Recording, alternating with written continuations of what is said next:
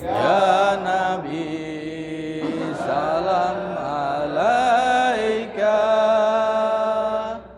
Ya Rasul salam alaika, Ya Habib salam alaika, salawatullah alaika.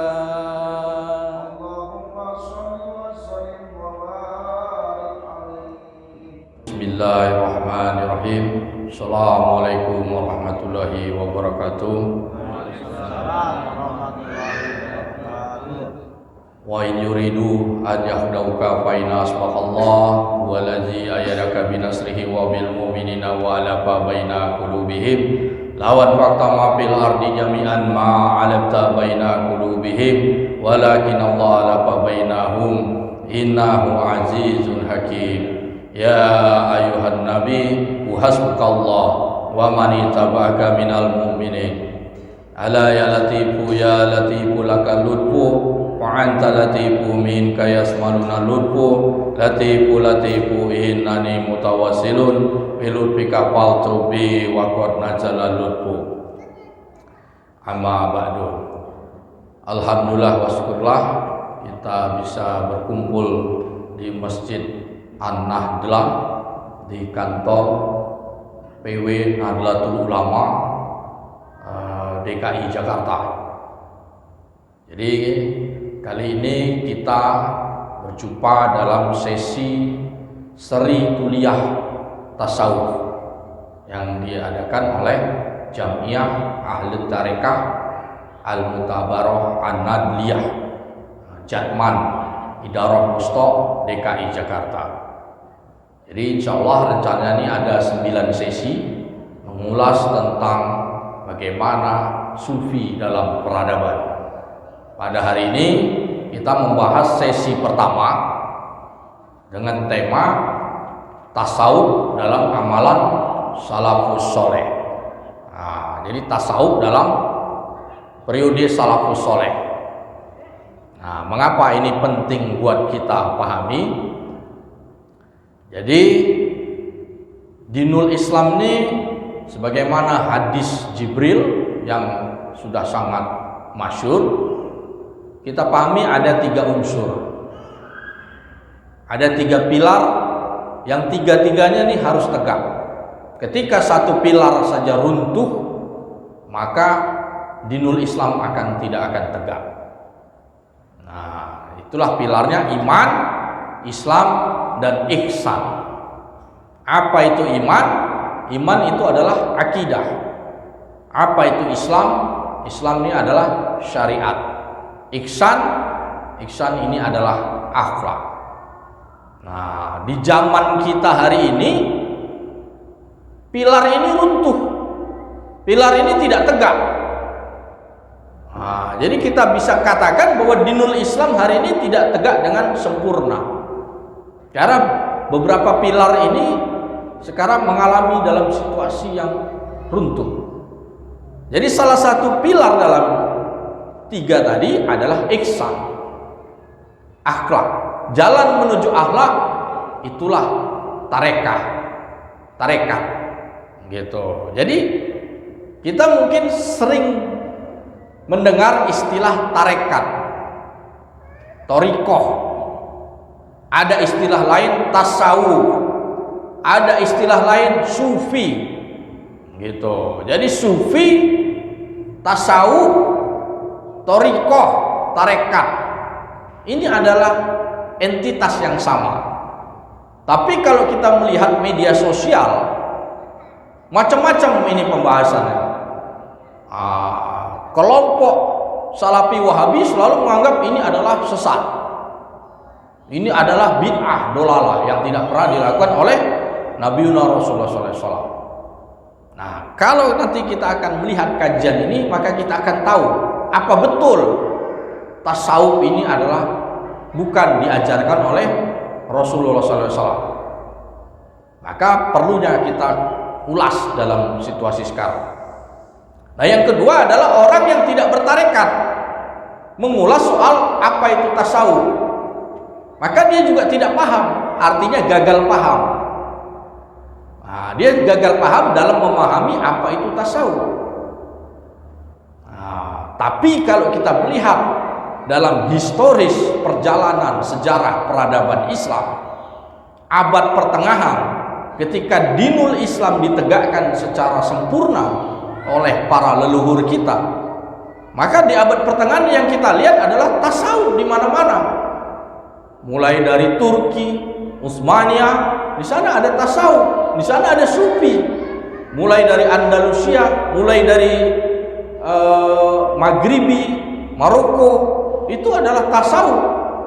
Termasuk di Nusantara ini, Aceh Darussalam, di sana adalah para sufi. Kesultanan Mataram, Wali Songo, itu semua adalah para sufi.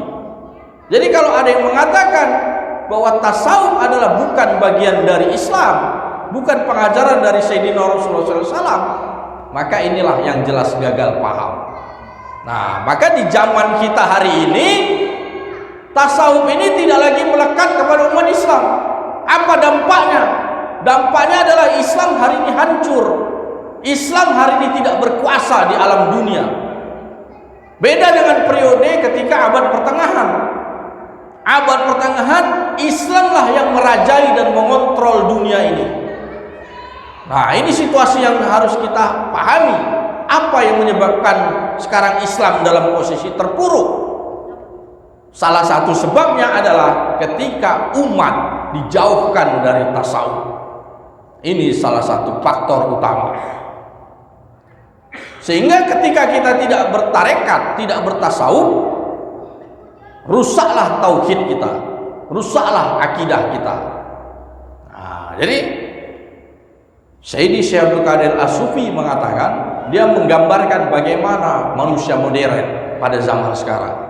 Manusia modern pada zaman hari ini, salah satu kelompok yang memfitnah tasawuf bahwa seolah-olah sufi mengajarkan ana al-haq. Ana al-haq, saya adalah Tuhan. Sebagaimana dulu digambarkan dalam Wahdatul Wujud, yang dulu sangat dikenal dengan pencetusnya adalah Al-Halaj. Nah, di zaman sekarang ini nggak ada lagi orang mengatakan ana al-haq. Nggak ada. Yang selalu dikatakan manusia di zaman modern ini adalah God is dead. Nah, jadi bukan ana al-haq, tapi God is dead. Tuhan telah mati. Ini yang dipercaya oleh manusia modern hari ini. Tuhan itu nggak ada, kata orang. Jadi bukan orang menganggap saya adalah Tuhan, tapi God is dead. Inilah akidah paham yang mayoritas dianut oleh umat manusia di zaman modern. Karena manusia hari ini banyak yang tidak percaya Tuhan, tidak menganggap bahwa kehendak Tuhan itu adalah benar, real, nyata. Maka disinilah kita pentingnya kembali kepada tauhid yang benar. Jadi pengajaran kita memahami akidah juga sekaligus bagaimana menggunakan tasawuf itu menuju kepada tauhid ahlu sunnah wal jamaah. Nah, maka dari itu salah satu penggambarannya adalah ketika manusia modern ini hari ini ditanya, siapa yang menerbangkan burung? Maka kita semua menjawab Allah. Tapi kalau ditanya siapa yang menerbangkan pesawat, kayak kemarin ada berita pesawat jatuh di India, siapa yang membuat itu jatuh? Kalau orang ditanya siapa yang membuat burung jatuh, pasti orang yakin Allah. Yang membuat burung terbang Allah. Tapi ketika ditanya siapa yang menerbangkan pesawat, maka cara berpikir kita udah aneh-aneh. Ada yang mengatakan yang menerbangkan pesawat adalah manusia, pilot, mesin, dan lain-lain. Jarang sekali yang menjawab bahwa yang menerbangkan pesawat adalah Allah Subhanahu wa taala. Nah, bagaimana berbahayanya cara berpikir ini? Berbahayanya adalah ketika kita meyakini burung terbang di udara, yang ini terbang karena Allah, tapi pesawat terbang karena manusia. Jadi di udara ketika burung dan pesawat terbang sama-sama terbang, yang satu karena kehendak Allah, yang satu karena kehendak manusia, maka di sini ada dua kehendak. Maka ini menyalahi akidah Ahlus Sunnah wal Jamaah. Kudrah dan iradah itu hanya kehendak mutlak dari Allah Subhanahu wa taala. Nah, tapi pertanyaannya, di zaman kita sekarang orang meyakini bahwa yang menerbangkan pesawat, yang membuat sesuatu itu adalah manusia. Nah, inilah rusaknya ketika manusia tidak lagi menekuni tasawufi, sehingga tauhid kita menjadi berantakan. Nah, jadi kita kembali kepada bahasan kita pada hari ini adalah tentang bagaimana tasawuf dalam amalan salafus soleh, salafus saleh. Jadi ini yang disebut dengan salafi. Nah, jadi yang namanya salafi ini bukan klaim sekelompok orang itu yang mengatakan kami salafi. Salafi ini adalah sebuah istilah untuk menggambarkan 3 generasi awal. Jadi Rasulullah SAW dalam sebuah hadis mengatakan generasi terbaik dalam Islam adalah 3 generasi awal. Generasi sahabat, kemudian generasi tabi'in, dan kemudian tabi'ut tabi'in. Ini adalah 3 generasi awal. Kita ini sudah 1400 tahun dari era Rasulullah SAW. Sudah jauh sekali. Kita nggak pernah jumpa Nabi SAW secara fisik. Jadi 3 generasi awal ini adalah generasi terbaik. 3 generasi awal ini, inilah yang disebut dengan salafus soleh. Ini yang disebut dengan salafi. Nah, jadi yang kalau bagaimana makna salafi, yaitu merujuk kepada 3 generasi awal. Panutan dalam menjalankan Islam adalah, rujukannya adalah apa yang diamalkan oleh generasi 3 tadi. Karena 3 generasi ini dianggap generasi terbaik. Gitu. Jadi itu makna salafus soleh. Nah, kemudian kita harus lihat bagaimana babakannya. Periode sahabat ini adalah dihitung ketika setelah wafatnya Rasulullah SAW. Jadi setelah Rasulullah SAW wafat di alam dunia, maka kemudian masuk generasi sahabat. Mulailah dipilihnya, dibayatnya Khalifah Abu Bakar As-Siddiq. Jadi ini mulai awal tahapan generasi sahabat. Sahabat ini adalah orang yang masuk Islam dan berjumpa dengan Rasulullah SAW. Nah, ini disebut dengan generasi sahabat. Gitu. Nah, periode terakhir sahabat ini dicatat sahabat terakhir namanya Abu Tufail Amir bin Watsilah Al-Adsadi. Ini wafat tahun 102 Hijriah. Ini periode terakhir sahabat. Jadi sahabat terakhir yang wafat adalah Abu Tufail. Nah, kemudian setelah Abu Tufail wafat, maka masuk yang namanya periode tabi'in. Nah, ini harus kita pahami supaya orang yang kita mengaku salafi ini kita tahu yang mana disebut dengan generasi salaf. Jadi sahabat terakhir wafat, maka masuk periode tabi'in. Periode tabi'in ini berakhir ketika tabi'in terakhir bernama Khalaf bin Khulaifat, ini wafat tahun 181 Hijriah. Jadi tabi'in ini adalah orang yang masuk Islam tapi tidak berjumpa dengan Rasulullah SAW. Mereka berjumpa dengan sahabat Rasulullah SAW. Gitu. Nah, kemudian setelah generasi tabi'in berakhir dengan wafatnya Khalaf bin Khulaifat, maka masuk periode yang namanya tabi'ut tabi'in. Nah, ini adalah terakhir di sini.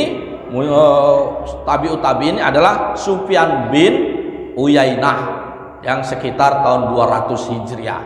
Pada periode tabi'ut tabi'in inilah muncul yang namanya Imam Malik, muncul namanya Imam Syafi'i, Imam Ahmad bin Hambal, kemudian Imam Abu Hanifah, imam mazhab dalam wilayah fikih. Nah, ini dalam periode tabi'ut tabi'in. Gitu. Jadi pertama, kalau kita melihat lagi ke depan, ke belakangnya, kapan periode Imam Bukhari yang sebagai pengumpul kitab hadis? Imam Bukhari itu baru wafatnya tahun 256 Hijriah. Beliau bukan termasuk 3 generasi awal. Imam Muslim juga bukan termasuk 3 generasi awal. Termasuk juga Imam Al-Ghazali, termasuk juga yang namanya Imam Asy'ari.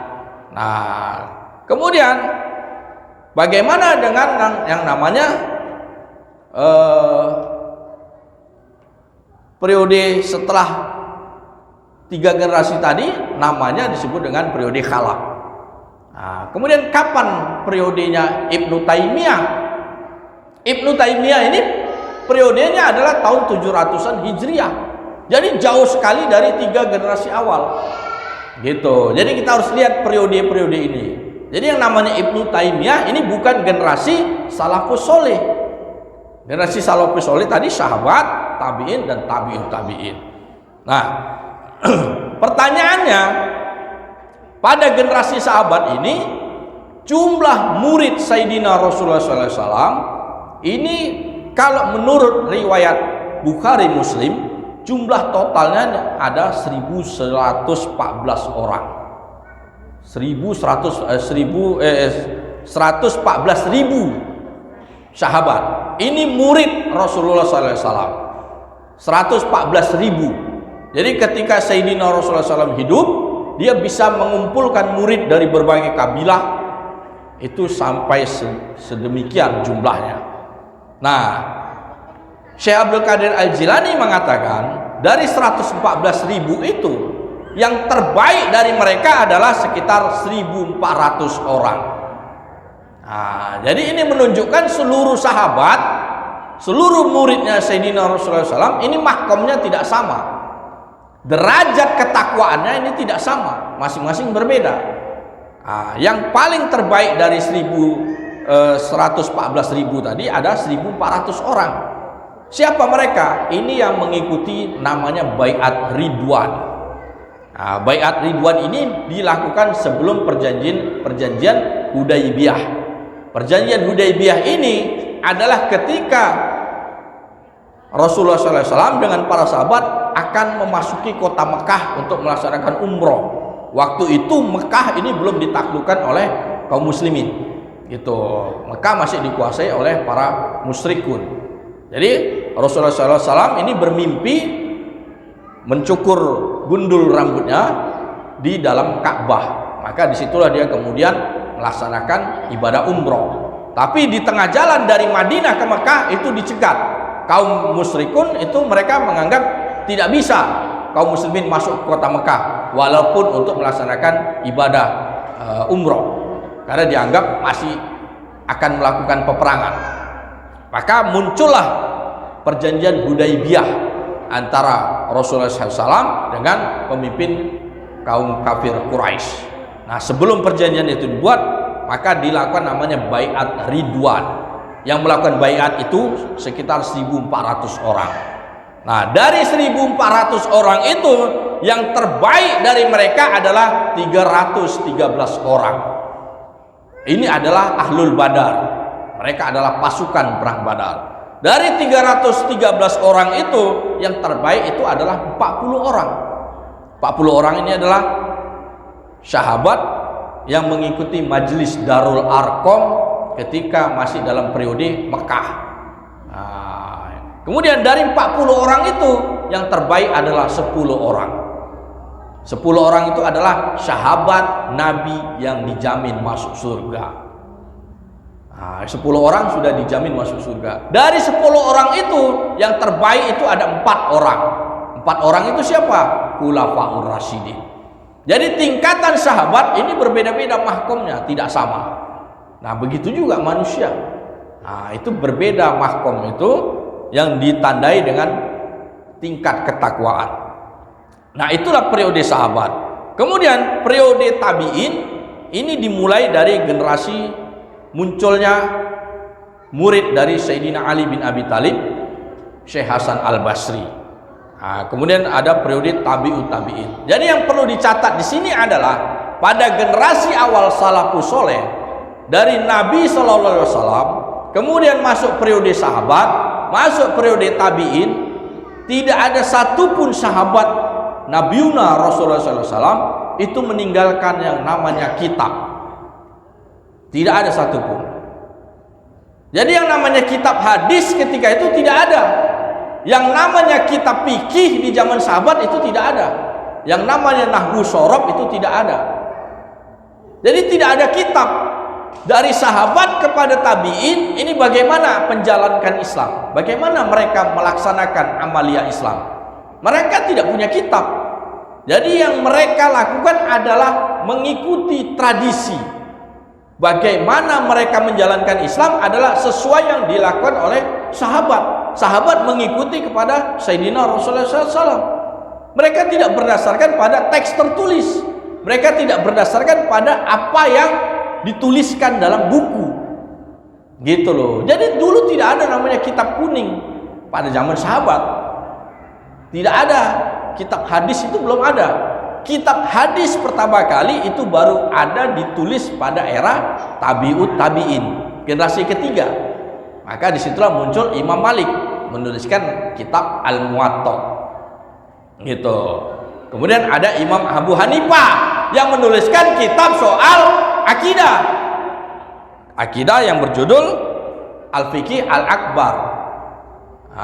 Kemudian kitab dalam wilayah Ihsan pertama kali ini dituliskan oleh yang bertemakan tasawuf. Ini dituliskan oleh Ali Al-Hujwiri. Ini juga bukan di Arab, tapi di wilayah Pakistan, namanya kota Lahore. Karena ketika itu Islam sudah menyebar sampai wilayah Afghanistan dan lain-lain. Jadi itu tahun 400 Hijriah. Inilah kitab tertua dalam kitab tasawuf, gitu. Nah, jadi artinya di sini yang mau Al-Fakir sampaikan, perjalanan Islam dan amaliyah Islam dari periode Rasulullah SAW itu hanya ada Al-Quran dan Sunnah. Al-Quran ini adalah kitabullah yang sudah jelas. Ini berasal dari Allah Subhanahu wa Ta'ala. Kemudian ada sunnah. Apa ini sunnah? Sunnah ini adalah perilaku Nabi. Bagaimana Nabi menjalankan Al-Quran. Ini yang disebut dengan sunnah. Orang hari ini banyak salah kaprah membedakan sunnah dengan sunat. Beda. Sunnah ini adalah apa yang dilakukan oleh Nabi dalam menjalankan Al-Quran. Sunat ini dalam wilayah yang lain, ini dalam wilayah pengambilan hukum. Maka kita mengenal ada sesuatu yang sifatnya wajib, kemudian ada sifatnya sunat, ada yang sifatnya makruh, ada yang haram. Itu sunat. Jadi ahlu sunnah itu bukan ahlu sunat, bukan itu. Jadi banyak orang salah kaprah. Yang namanya sunnah itu adalah yang dilakukan oleh Nabi dan para sahabat Rasulullah SAW. Nah, jadi kita kembali kepada bahasan bahwa pada generasi awal salafus soleh, Islam itu dijalankan bukan berdasarkan pada sumber tertulis, bukan dijalankan berdasarkan pada tekstual atau verbalisme, bukan itu. Jadi kalau hari ini dikatakan sesuatu amalan yang tidak ada sumber tertulisnya, ini dikatakan bid'ah. Ini salah dalam mengambil cara berpikir.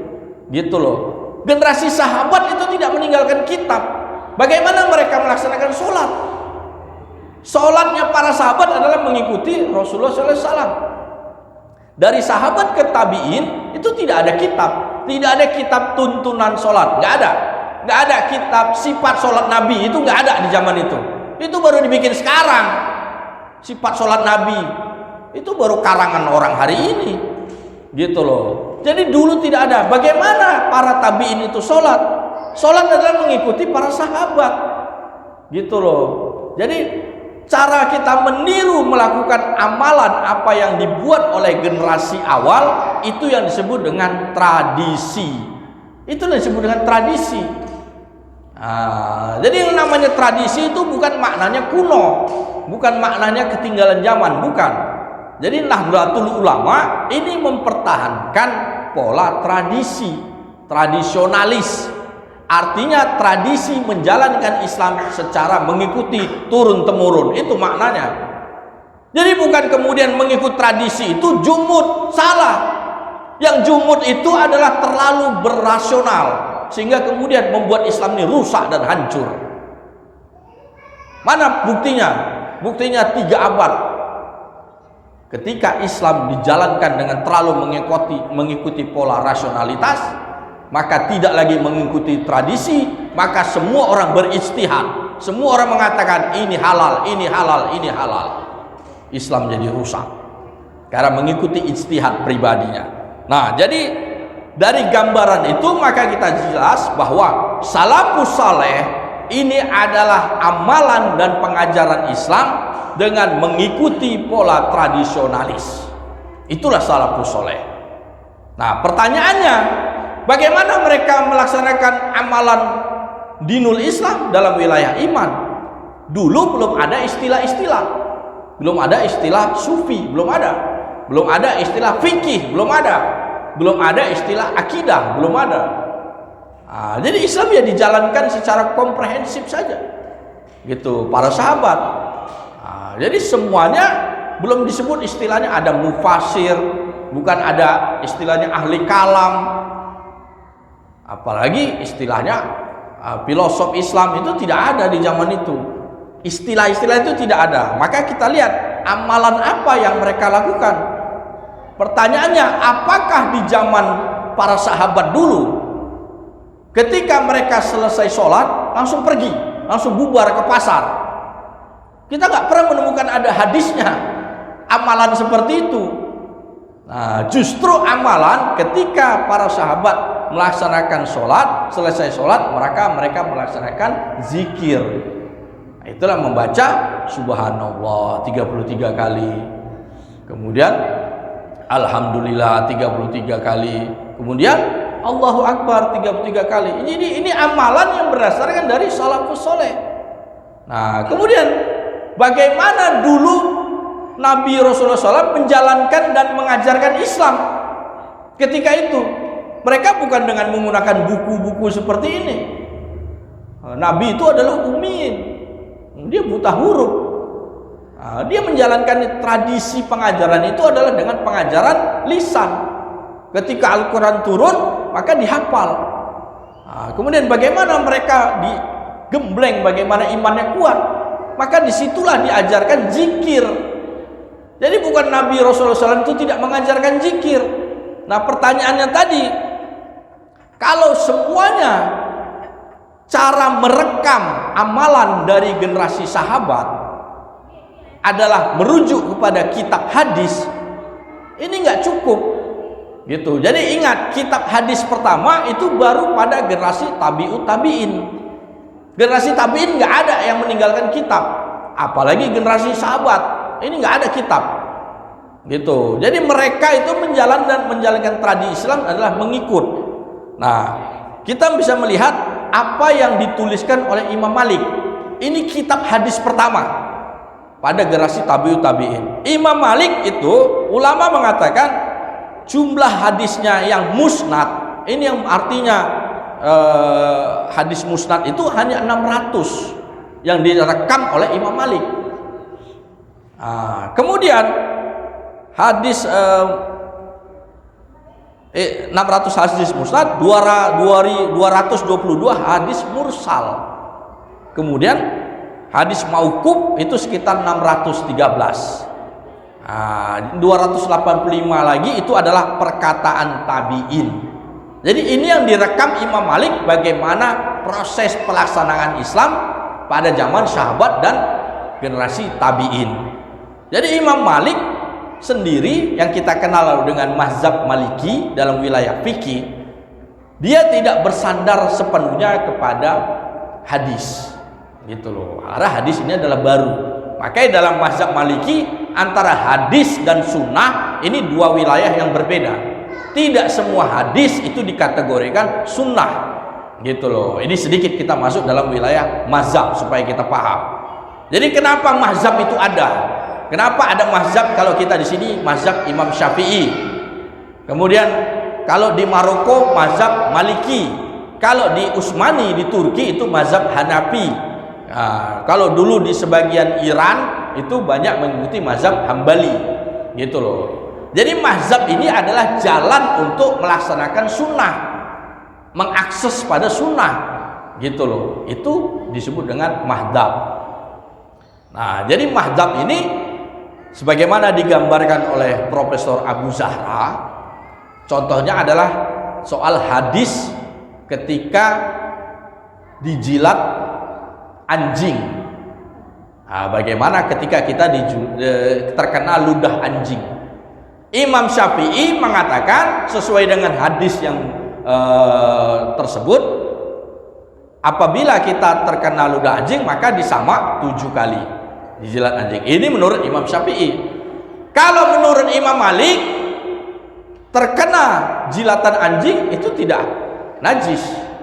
Kenapa? Imam Malik bersandarkan apa yang dilakukan oleh masyarakat pada generasi sahabat dan tabi'in. Pada zaman sahabat dan tabi'in, mereka sering berburu membawa anjing.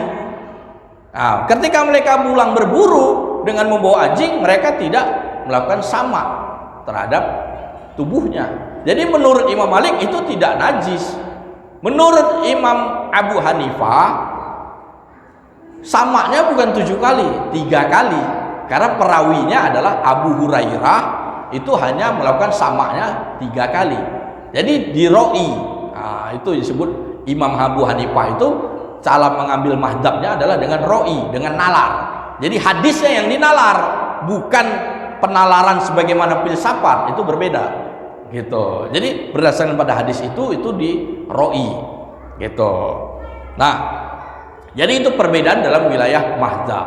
Nah, dulu mazhab ini memang berlangsung dalam setiap wilayah. Tapi Islam, ini catatan paling penting, tidak pernah sekalipun umat Islam ini berperang gara-gara beda mazhab. Karena apapun mazhab yang diterapkan, maka syariat Islam pasti tegak. Ketika mazhab ini ditinggalkan, maka ujungnya syariat Islam lenyap. Nah, ini yang berlangsung pada hari ini. Kita meninggalkan mazhab. Imam Syafi'i kita pakai seperlunya. Nanti kalau hal yang lain kita pakai Imam Malik. Untuk urusan zakat yang pakai uang kita pakai Imam Hanafi. Nah, jadi mazhab gado-gado. Ujungnya apa? Syariat tidak tegak. Nah, inilah yang kita laksanakan pada zaman sekarang. Nah, jadi kita kembali kepada situasi tadi. Bagaimana Sayyidina Rasulullah SAW menjalankan Islam? Apakah Rasulullah SAW itu hanya mengajarkan fikih saja? Mengajarkan bagaimana sholat, rukunnya? Bukan begitu. Tentu diajarkan bagaimana supaya kita memahami makna sholat. Jadi iman, Islam, dan ihsan ini bisa kita ambil contoh dalam menjalankan sholat. Bagaimana fikih sholat mulai dari takbir sampai salam, ini disebut wilayah fikih. Kepada siapa kita menyembah, artinya kepada Allah Subhanahu wa Ta'ala, itu adalah wilayah iman. Supaya kita sholat nggak menghadap pohon kayu, tapi menghadap kepada kiblatullah.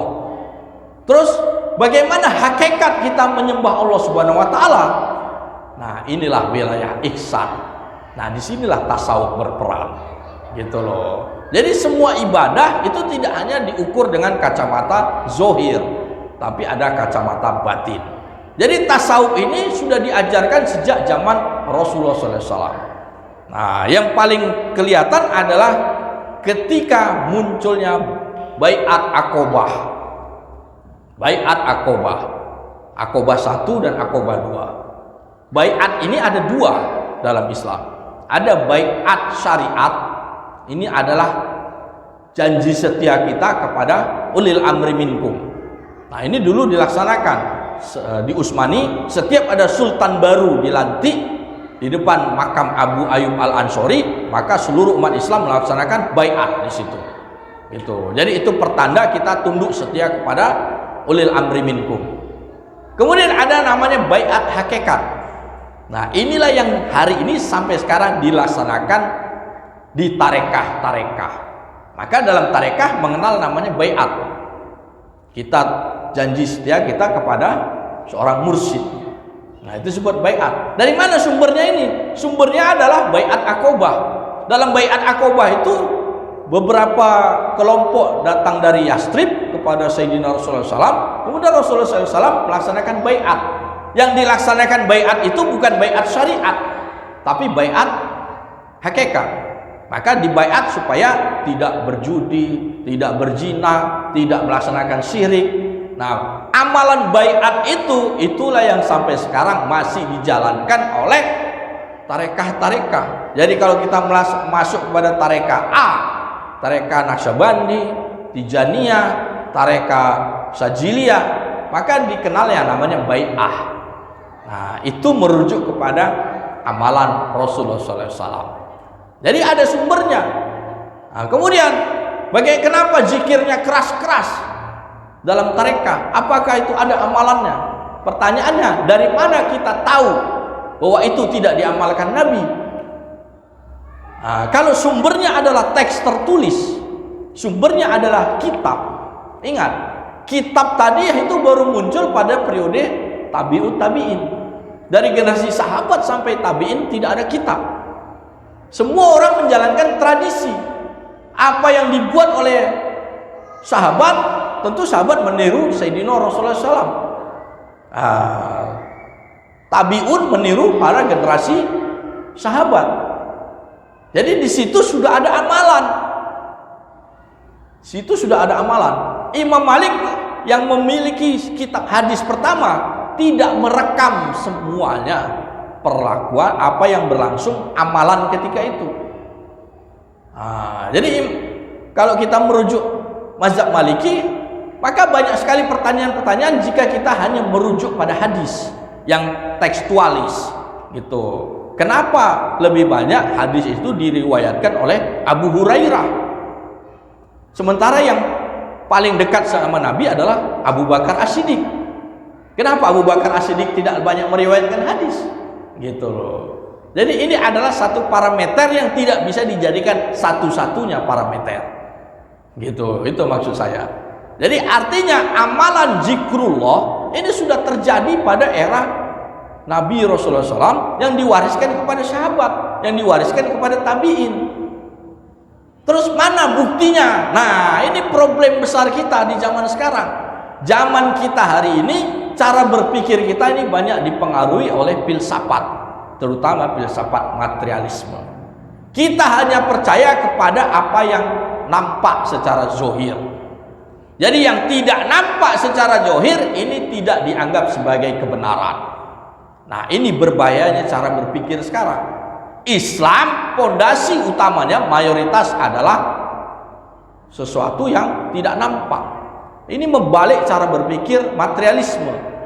Maka kalau dengan merujuk kepada tasawuf, maka hal-hal yang irasional ini lebih banyak kita yakini karena ini adalah unsur batin. Batin ini kan tidak nampak. Kolbu. Batin ini ada kolbu, ada akal, ada nafsu. Ini sesuatu yang tidak bisa dilihat secara indrawi. Kalau jantung, paru-paru, empedu, limpa itu bisa dilihat secara indrawi. Nah, jadi Islam itu adalah kekuatan batin, wilayah kolbunya yang harus dibersihkan. Nah, itu pengajaran Rasulullah SAW. Bagaimana dulu Rasulullah SAW mengajarkan kepada para sahabat?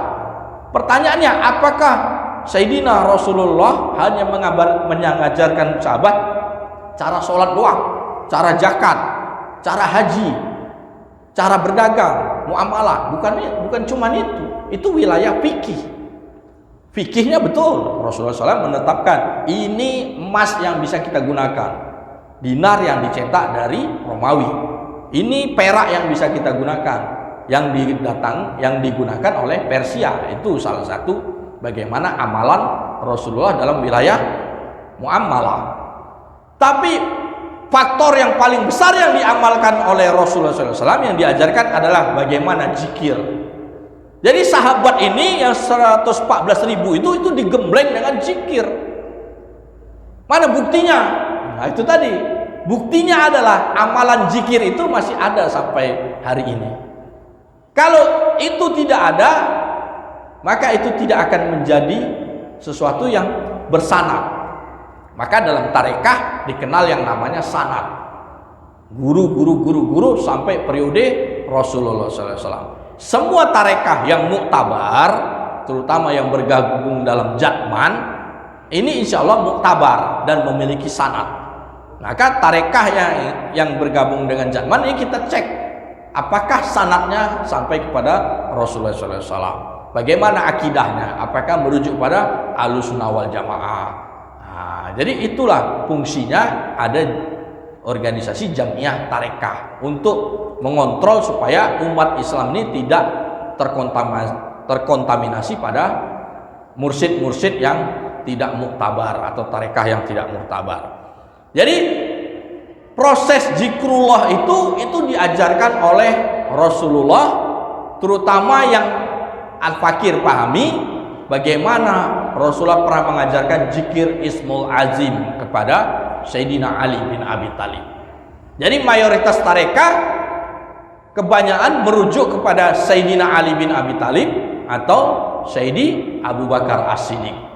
Jadi kalau tarekah Naqsabandiyah, kalau yang kita kenal, itu mereka merunutnya sanadnya sampai kepada Sayyidi Abu Bakar As-Siddiq. Tentu Sayyidi Abu Bakar As-Siddiq berguru kepada Rasulullah SAW. Kalau tarekat Sajiliyah ini bersanadnya sampai kepada wilayah Ali bin Abi Thalib. Nah, jadi artinya para sahabat yang mengajarkan tarekah ini, mengajarkan zikir itu diajarkan turun temurun, gitu. Mana kitab zikirnya? Kalau memang itu datang dari sahabat, satu pun sahabat itu tidak pernah menuliskan kitab fikih pun tidak ada. Namanya zikir yang ngapain dituliskan, diajarkan, diamalkan, turun temurun. Bagaimana cara berzikir?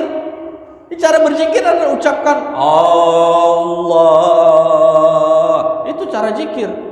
Bagaimana cara menuliskan itu? Kan nggak bisa itu dituliskan. Itu hanya bisa diajarkan. Nah, itulah periode tradisi antara Rasulullah kepada sahabat, sahabat kepada tabi'in. Nah, jadi jangan dikata itu bukan amalan pada zaman Nabi. Justru proses zikir itulah yang menjadi segmen terbesar dari ajaran Sayyidina Rasulullah SAW. Karena bukan segmen fikihnya yang terbesar, tapi segmen hakikatnya yang terbesar, yang membentuk manusia-manusia insan kamil mukamil. Nah, jadi para sahabat itu adalah seperti bintang gemintang. Kemanapun dia pergi, dia akan menjadi cahaya bagi wilayah itu. Satu orang sahabat itu sudah bisa menerangi wilayah itu.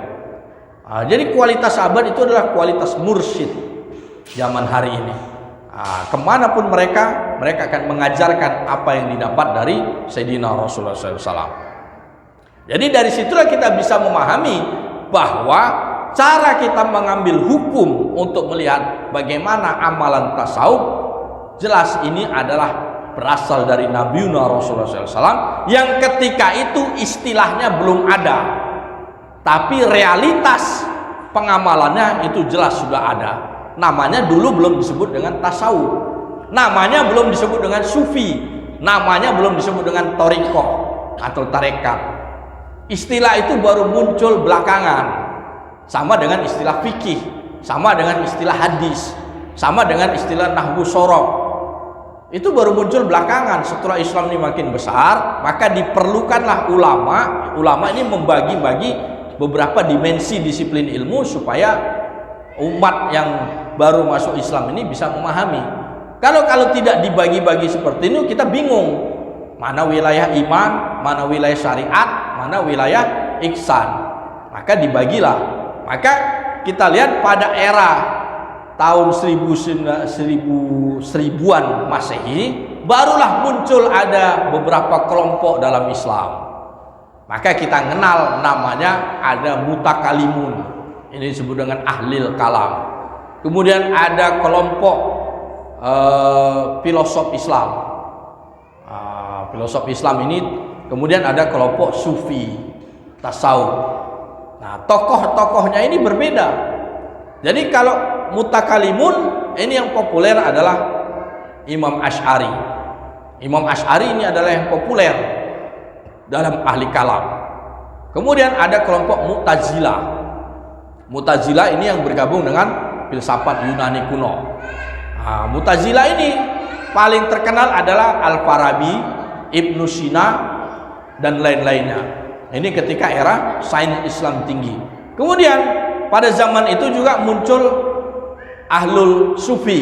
Di situ ada Imam Al-Ghazali, kemudian ada Syekh Abdul Qadir Al-Jilani, dan lain-lainnya. Nah, dari situlah kita bisa melihat ketika era itu Islam sudah mulai banyak faktor yang masuk dan mempengaruhinya. Nah, kenapa munculnya disebut dengan Ahlu Sunnah wal Jamaah? Kapan istilah ini ada? Pada generasi sahabat ini istilah belum ada, Ahlu Sunnah wal Jamaah. Artinya ini wilayah iman, wilayah akidah. Dalam wilayah akidah itulah Ahlus Sunnah wal Jamaah itu mulai diperkenalkan.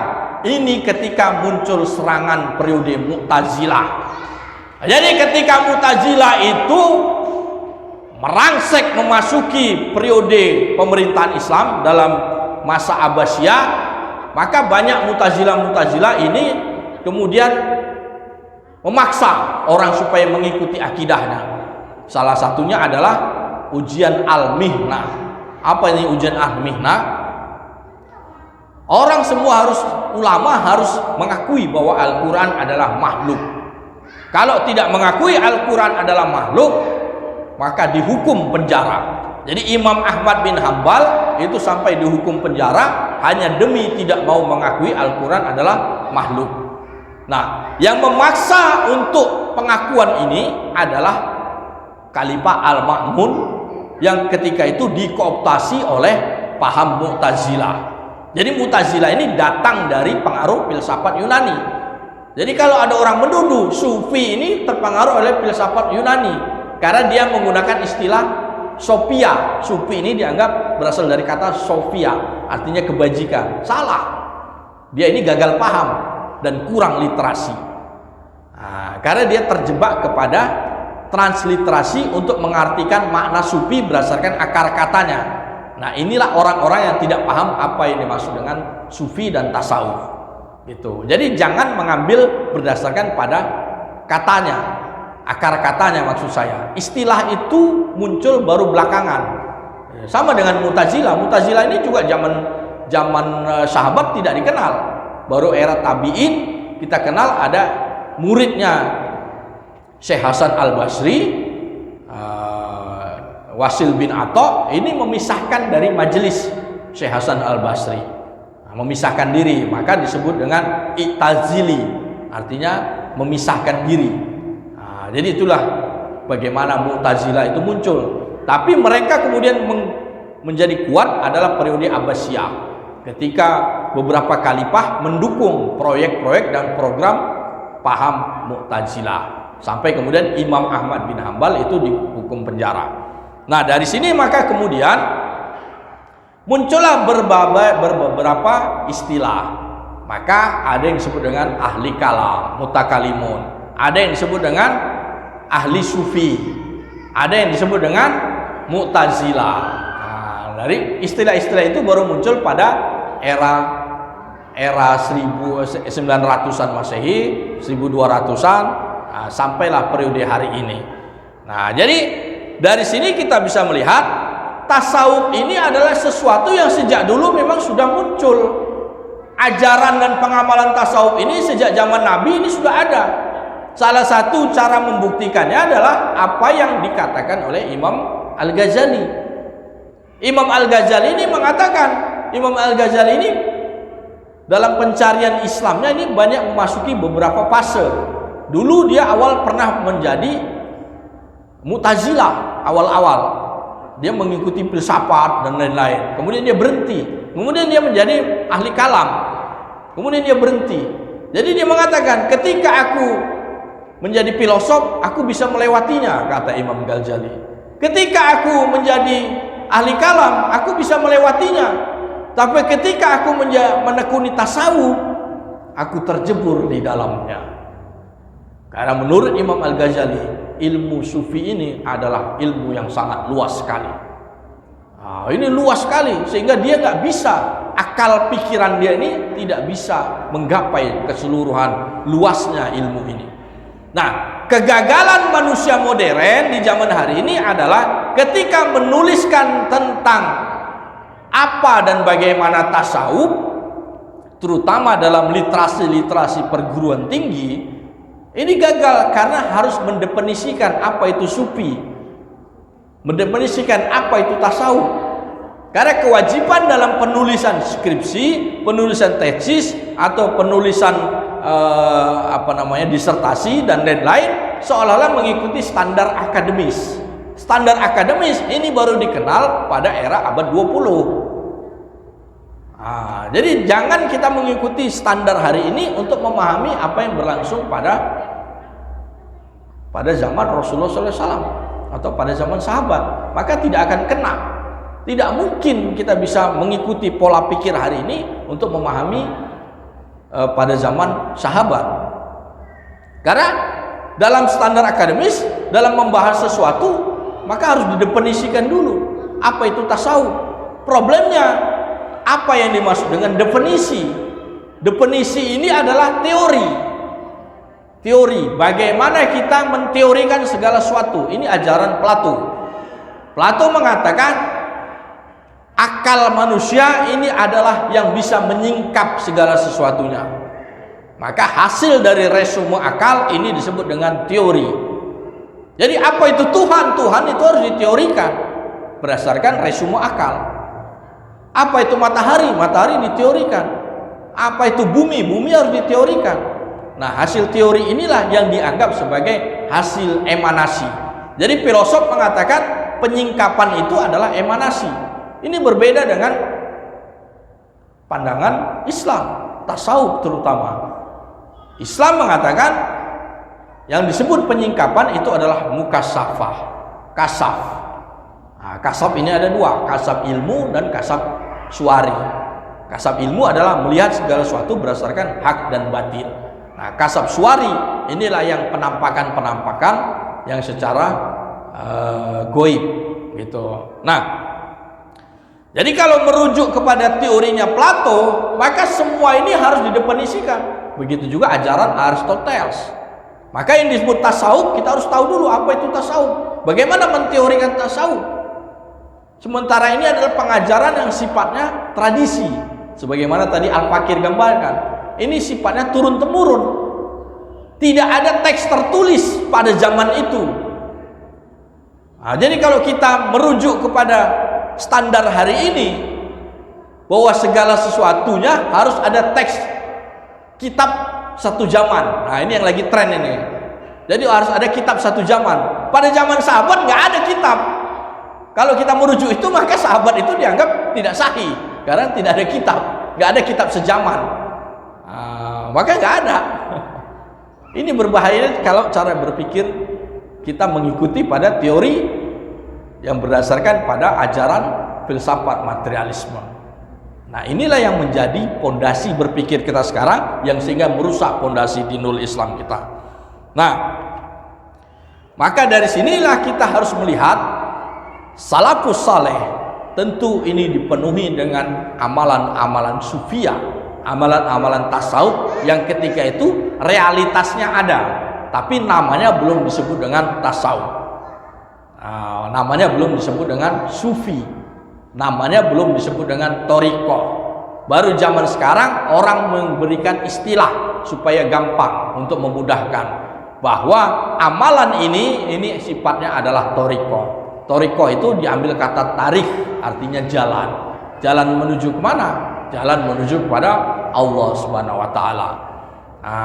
Jadi kalau ada orang mengatakan yang memfitnah bahwa sufi ini muncul baru pada abad 8 Masehi di Persia, ini jelas satu hal yang keliru.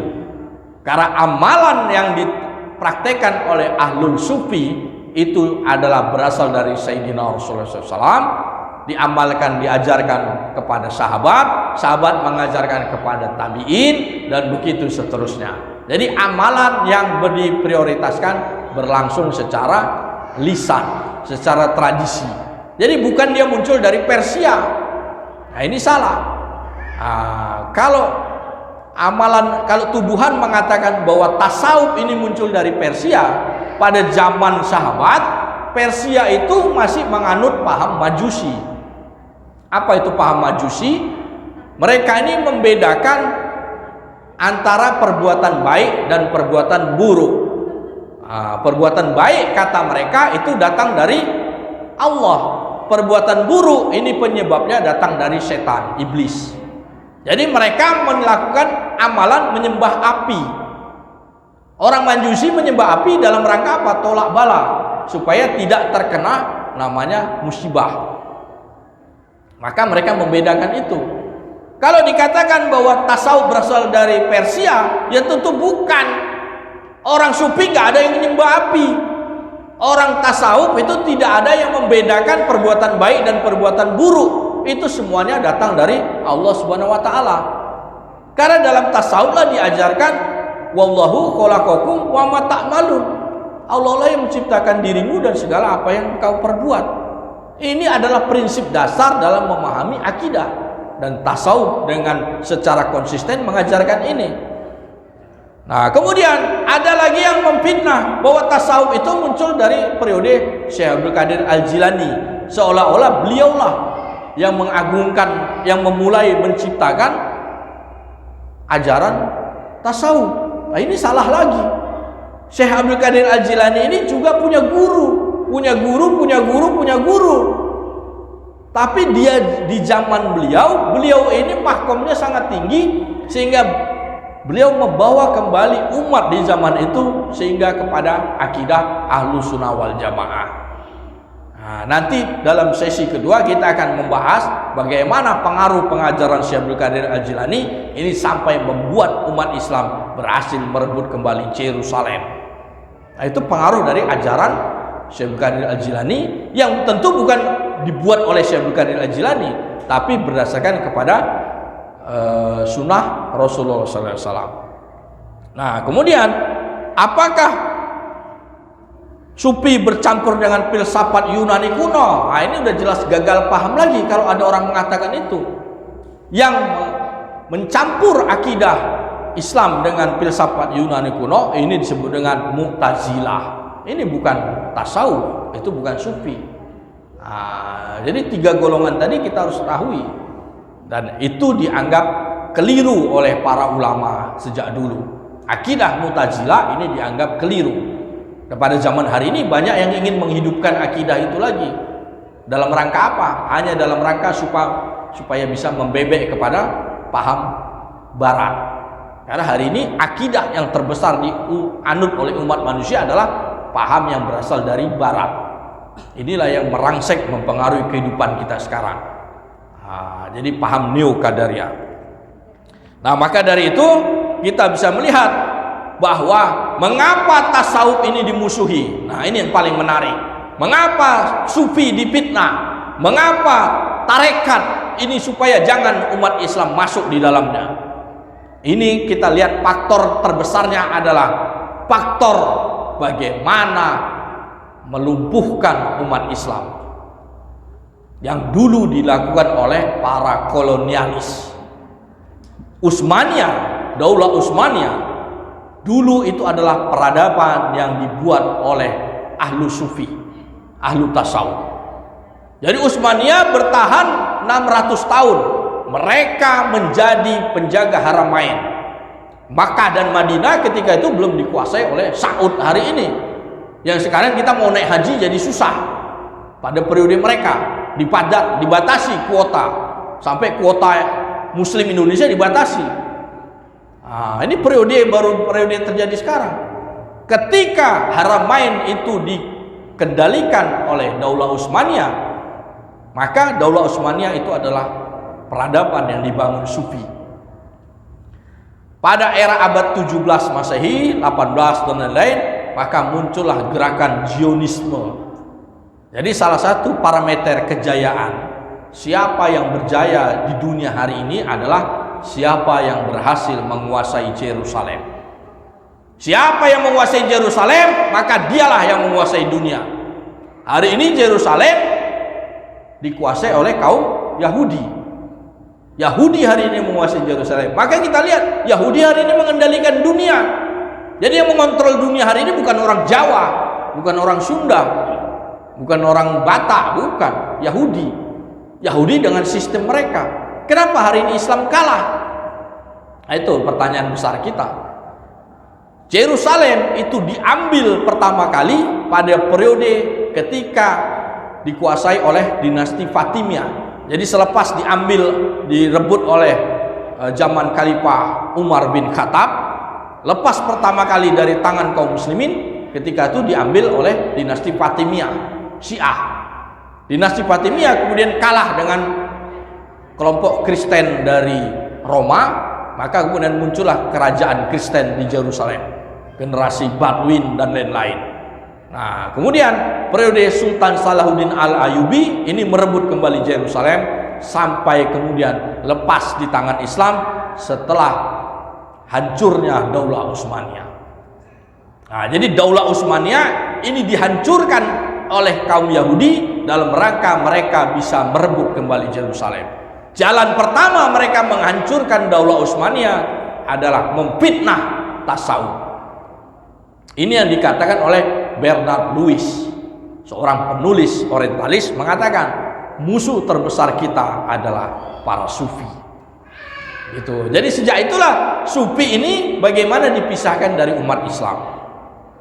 Bagaimana umat Islam tidak lagi menekuni disiplin ilmu ini sehingga kekuatannya menjadi lumpuh.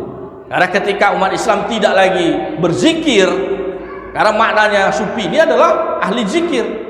Nah, ketika tidak lagi berzikir maka tidak ada kekuatan. Kaum kufar tidak takut. Yang ditakuti oleh para kafirun adalah ahlul zikir. Gitu loh, yang berzikir dengan suara jahar. Ini yang ditakuti oleh para kafirun dan para syaitan, laknatullah. Nah, jadi itu maknanya. Sehingga ketika dipisahkan dari umat, maka Islam melemah. Dan ini yang terjadi pada generasi di Nusantara. Jadi perang-perang melawan kolonialisme Belanda dan VOC itu semua dilakoni oleh ahlul tarekah. Yang terakhir adalah kita lihat bagaimana perang di Ponorogo yang berlangsung di tanah Jawa itu membuat Belanda menjadi bangkrut. Kemudian Belgia menjadi merdeka.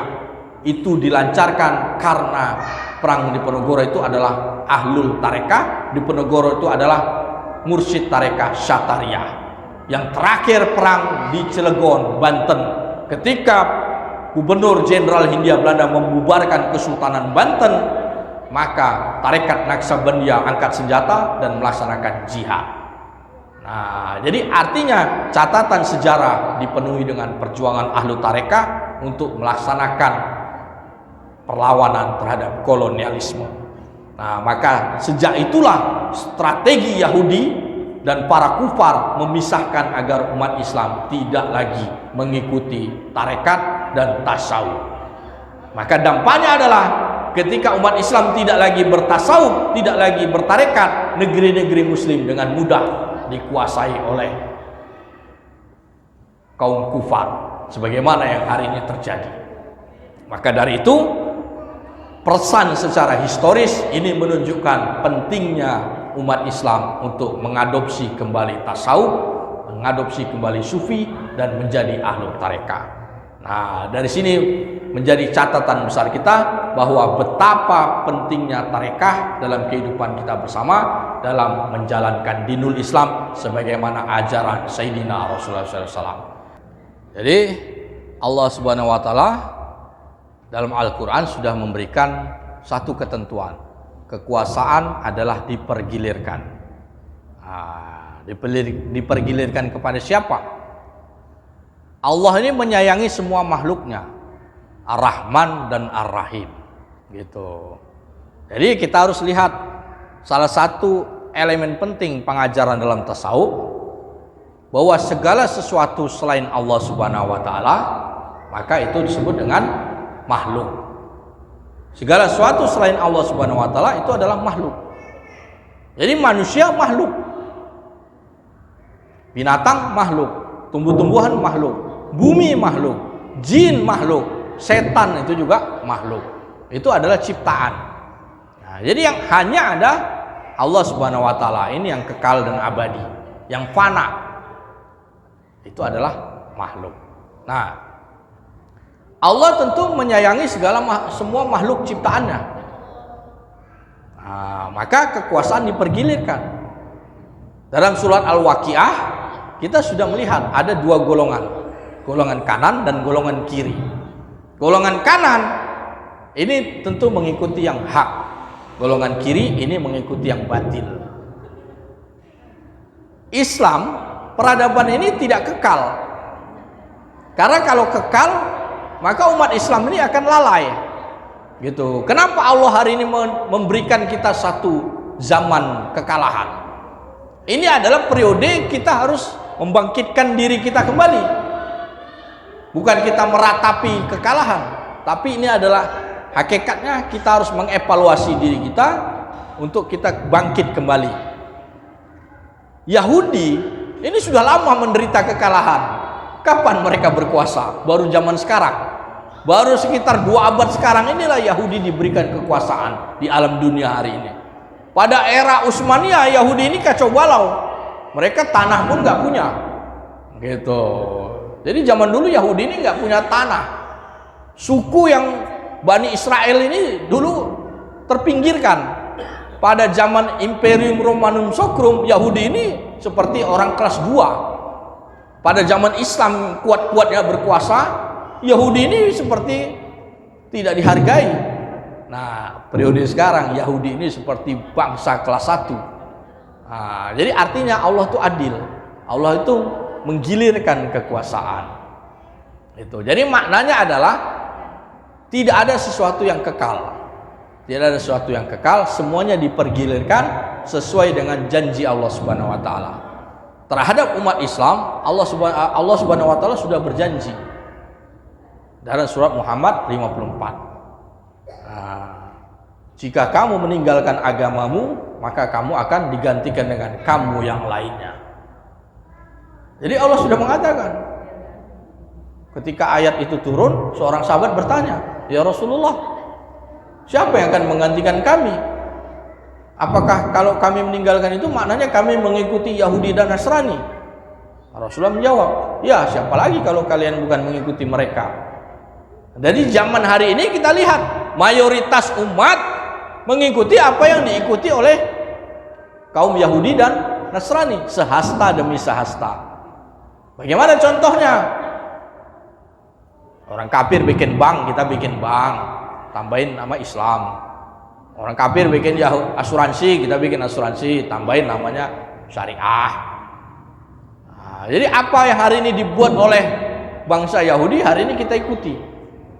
Nah, ini yang membuat kita menjadi terperosok sehasta demi sehasta. Banyak sekali yang menjadi fakta yang bisa kita lihat. Hukum yang kita amalkan hari ini, yang berlaku di NKRI, yang kita cintai ini, hari ini belum syariat Islam. Jadi kata Kiai Said Agil Siraj, Nahdlatul Ulama, PBNU dulu sebelum periode Gus Dur, itu masih banyak ulama-ulamanya itu menyuarakan pentingnya kita pada syariat Islam. Jadi hari ini NU harus menyuarakan kembali pentingnya kita kembali pada memahami yang mana disebut dengan syariat Islam. Jadi kalau hari ini hukum yang berlaku, kita lihat ini hukum yang berasal dari Hindia Belanda. Nah, ini perlu kita evaluasi. KUH Perdata, KUH Dagang, KUH Pidana, ini adalah terjemahan dari yang berlaku pada era Hindia Belanda. Maka ini harus kita evaluasi kembali, apakah ini bisa berlaku sebagai hukum nasional.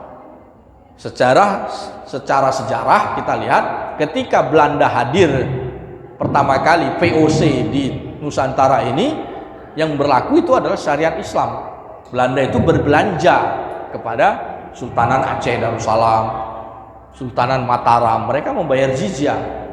Tapi Belandanya pergi, kita merdeka, yang kita ikuti masih hukum Belanda. Mana syariat Islamnya? Gitu. Jadi ini harus kita evaluasi kembali. Apakah sudah tepat demikian? Nah, jadi maknanya adalah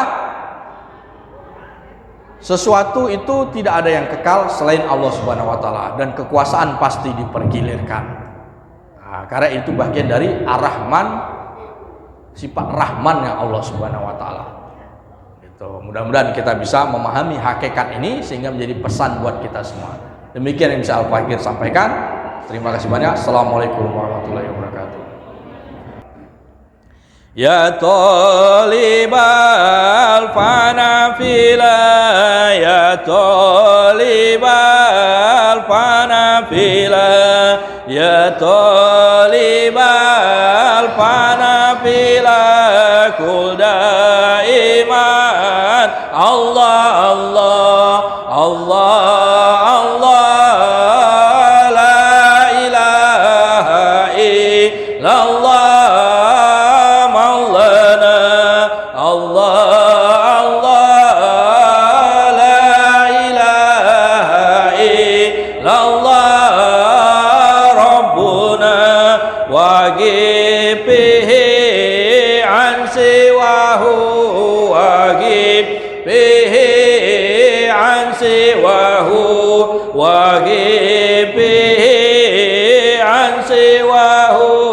واشهد بقلبك الله الله الله، لا إله إلا الله مولانا الله الله، لا إله إلا الله ربنا واسمه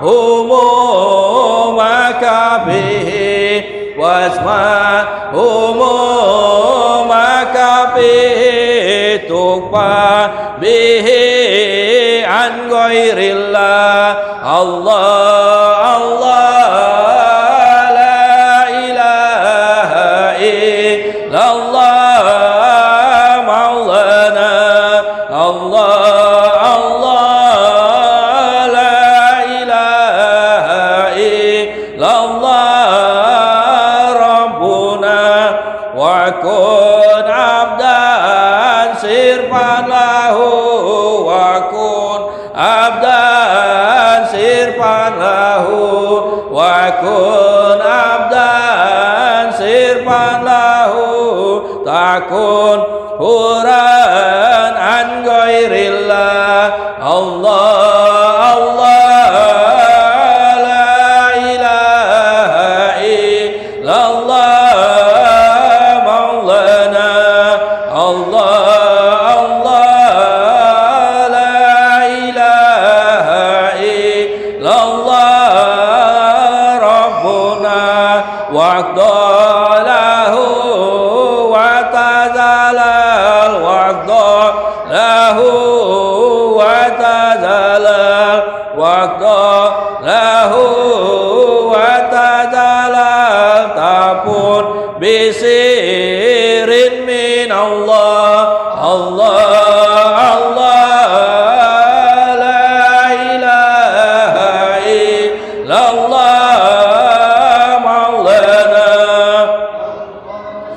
الله، لا إله إلا الله ربنا واذكر بجد وصدق واذكر بجد وصدق واذكر بجد وصدق بين يدي عبد الله الله الله، لا إله إلا الله مولانا الله، لا إله إلا الله ربنا واكتب إذا تزال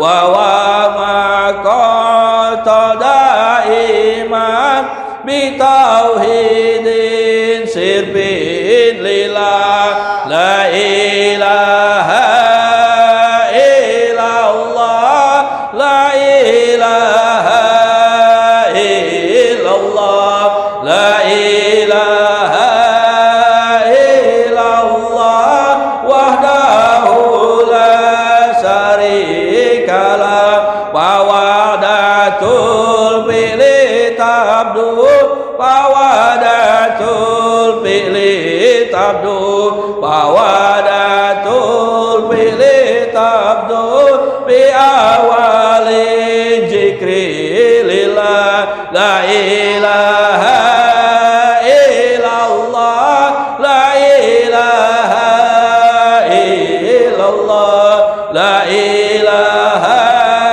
illallah wahdahu la syarikalah datul wasbilahu wa wadatul wasbilahu wa wadatul wasbilahu tatiminal hubi filah la ilaha illallah la ilaha illallah la ilaha illallah wahdahu la syarikalah wa wadatu zatilahu wa wadatu zatilahu wa wadatu zatilahu